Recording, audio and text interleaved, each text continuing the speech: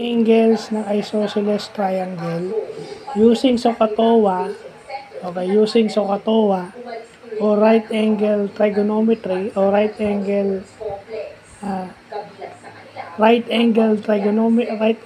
triangle, yung SOHCAHTOA, at yung geometry part, yung formula niya, yung 180 minus yung vertex angle divided by 2. So yung geometry part at saka yung SOHCAHTOA part, yun ang isinama natin.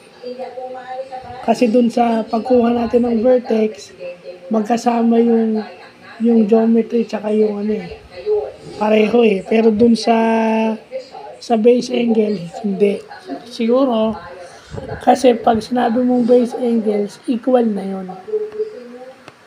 Since 2 equal sides siya, pag hinati mo yung triangle, equal na pareho. Kung ano yung nasa kaliwa, kung anong value yung nasa kaliwa, ganun din yung value ng nasa kanan.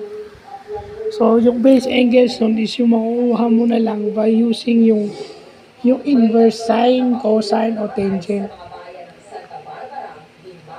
Dito kasi nakuha natin inverse cosine.